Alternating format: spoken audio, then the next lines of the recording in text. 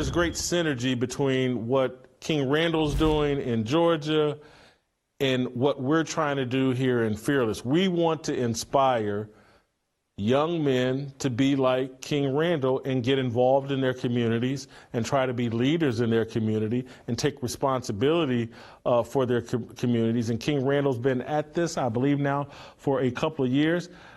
He caught my attention over the weekend. I believe on Sunday, he tweeted out, these are the ages of children that were shot an hour away from my hometown, at a gas station. Boy age 5, boy age 12, girl age 13, girl 13, boy 13, boy 14, boy 15, boy 15, boy 17. And then he follows it up by saying, folks gonna sit here and act like mentorship is gonna change this. Absolutely not. If you as a man can't admit that we need to create an entirely new system, you're smoking something. Speaking at schools, mentoring, on podcasts, etc., will never ever do anything serious. Be serious here. Our communities are hot trash because of pretend fake work. He then did a follow-up tweet. It's 2023, and if you seriously think an inspirational speech is going to fix the serious crap going on in our communities, you're lost. Stop blaming God. Is saying we need, stop blaming God. Blaming God is saying we need to pray. No, God only helps those who help themselves. Your prayers are useless. If you're doing nothing, it's akin to playing the lottery. Sad times we're living in, and the system has a strict hold on our men. Then he has the xforboys.org he lists as.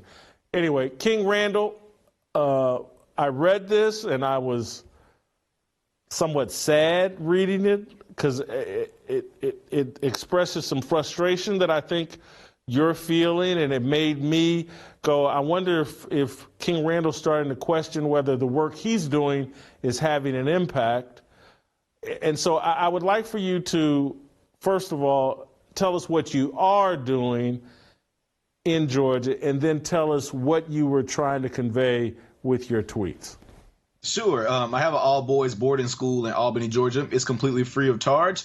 We don't charge the parents anything, but the students, they live with us 24 hours, 7 days a week. We have 9 boys that we have at this particular moment, but I've been boarding children for the past 4 or 5 years. I started at my home, and sometimes, just like what I was talking about in that tweet, I get tired of the excuses that weak men make in our communities about why we can't do anything. I was 19 years old. I had 7 juvenile offenders in my living room, and I was even taking care of my own child at the time, and I funded them by fixing cars, cutting hair, painting people's houses, doing anything. I became the neighborhood handyman to pay for field trips, to feed them in the evenings, and feed my own child. And I didn't have a job, but I made sure that I was taking care of these students and these children every single day. I had one child out of every child that I've ever worked with for the past 5 years go back to jail. And the only reason he went back to jail was because I literally had to go on a trip, and he went right back to his home environment, and he had to go to jail because of something that he did, being in the wrong environment. And it's so tough nowadays, and it's hard because moms make it extremely tough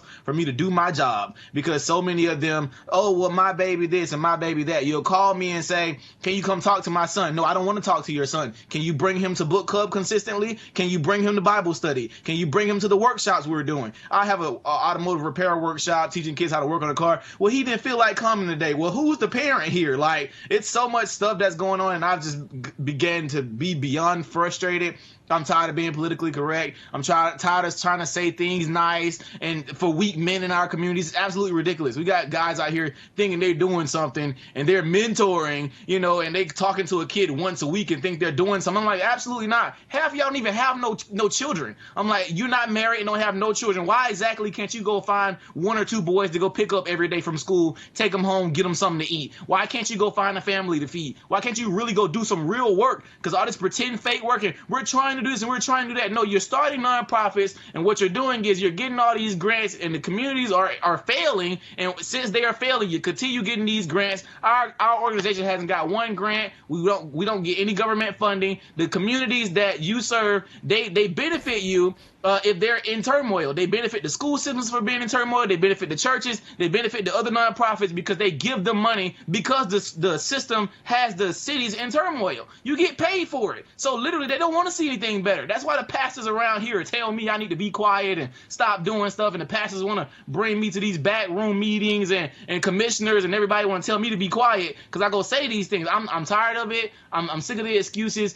We making weak boys. We got them all in their feelings all the time and what they feel like doing, and nobody cares about your feelings. It's war out here in the real world. It's complete war. We don't have the time to be worried about, oh, my feelings this and my feelings that. We don't have time for that. I got a son. My son, he needs things. He needs food. They need clothes. Both of my sons need all of these things. They don't have time to be worried about my feelings. I have to get up and make it happen. Whether I'm happy, sad, angry, mad, or glad, I have to get up every day and do everything with the same vigor that I would do it if I was happy. I get up at 4:30 every morning. I go to the gym.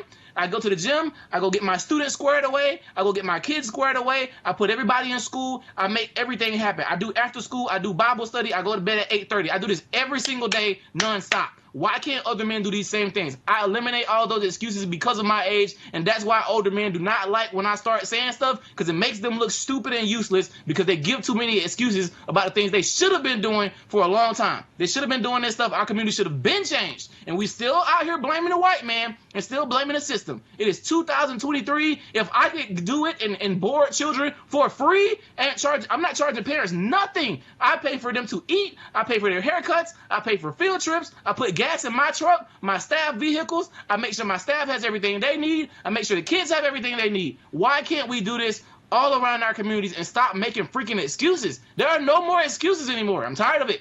I'm tired of it. King Randall, how old are you now? 24, 25? 23. I'm 23 years old.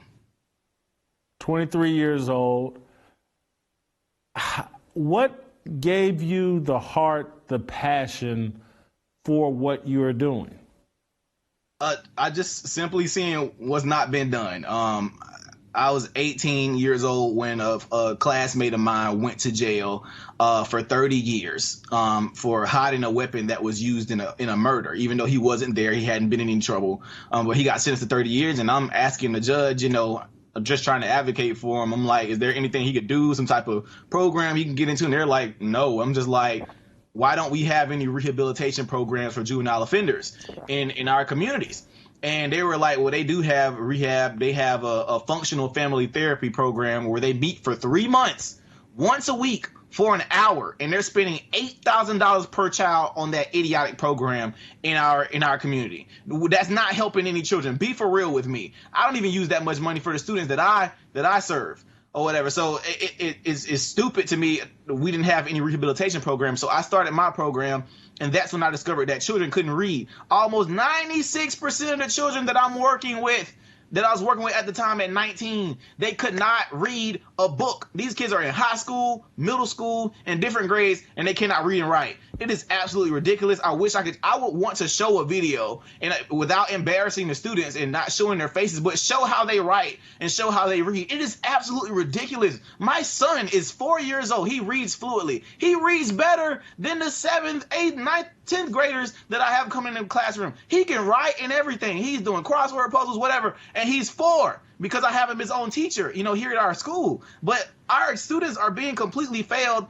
And our school system where I live is spending so much more money than the average school in our state. And our kids are graduating and they can't read. Why are only 39% of the kids here graduating proficient in reading and writing? That is absolutely ridiculous. And the only reason that number is so high is because they keep sending kids home for no reason. I just got another kid got expelled. He's been written up 8 times during the year for stupid stuff like making noise in the classroom and talking. And he just got expelled for this last time because he was making noise and they got tired of it. Like, it's dumb stuff. They can't even deal with kids. It's just a lot that builds the passion, which is why I created a school, which is why I have to fund this myself. I do understand that I did get hot for a little bit and people saw what I was doing. Once they actually saw that I was serious about creating our own ecosystem, creating our own system, I was wiped off from the media. I understand that because it doesn't benefit the system. So I know I'm going to have to make my own money again and fund what we're doing on a mass scale, because I want to see big schools. I want our entire city, I want all boys coming to our school. And we want to create a girl sister program for girls to go to these schools and take these phones out of their hands. Our kids, no cell phones. They don't look at TV. They don't get on their phones. We don't show them the news. None of that. They have strict systems every day. They get up at a certain time. They work out. They eat. They go put their uniforms on. They come to class. They do their class work. We do Bible study. We pray. You go eat again. We do our afternoon activity. You go to bed.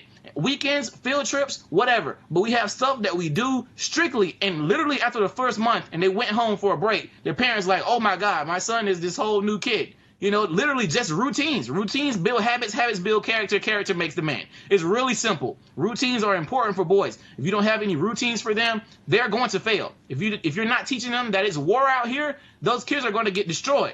And that's what's happening to our boys right now. If you enjoyed this video, hit like and subscribe to our channel so you'll be sure to see similar videos from Blaze TV with the added bonus of signaling YouTube that your voice and opinion still matters. And if you're looking for more great conservative content, check out one of the 2 videos suggested here. And let's go, Brandon.